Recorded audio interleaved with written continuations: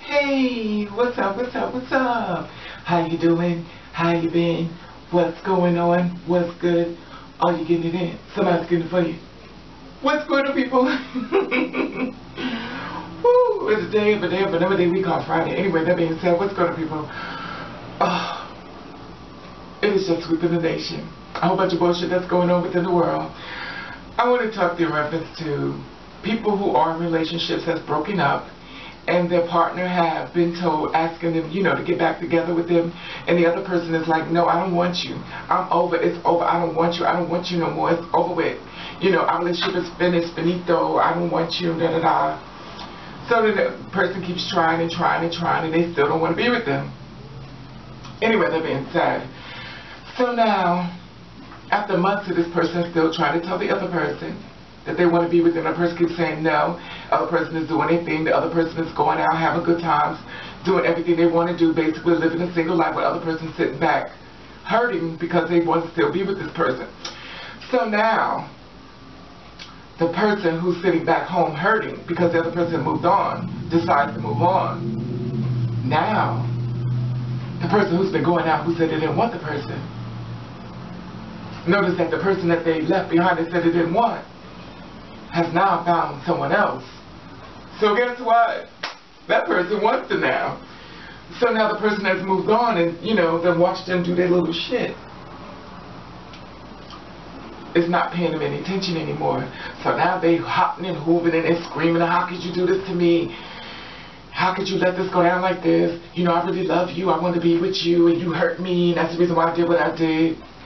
But you say you didn't want him no more. You went out on dates with other people. You fucked other people. You did you.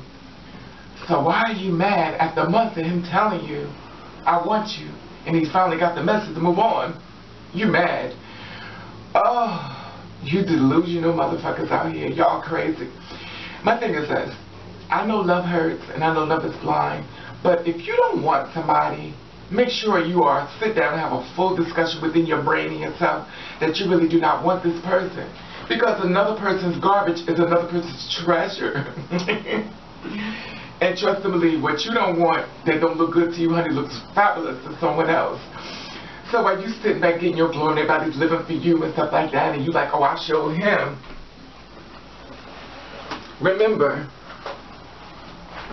that fine motherfucker or girl that you was with was gorgeous as hell to you at one point.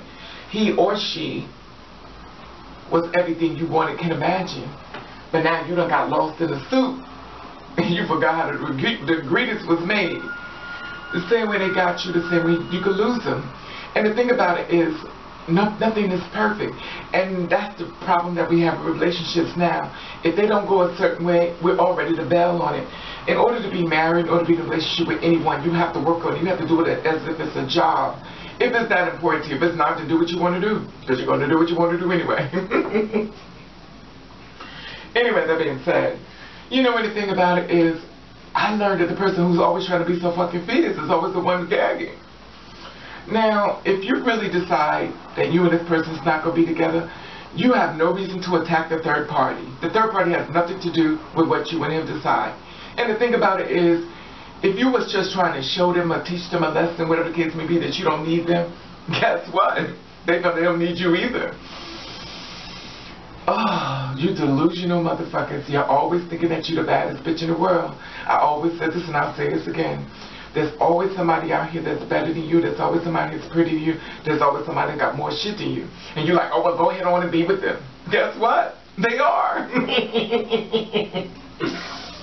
I don't mean to laugh. It's not funny, but I mean, it is what it is. I just find it so fucking hilarious that, you bitches and guys and shit, y'all in my inbox and be telling these stories, and I'm like, what do you think they're gonna do? What do you think they're gonna do? Unless you walk around with some, J-Lo got rid of fucking Casper, and he was, I'll fucking back up this, he walked away all that for a transsexual, for what? Allegedly. Anyway, that being said, people, this is my thing to you who are in relationships that's having problems.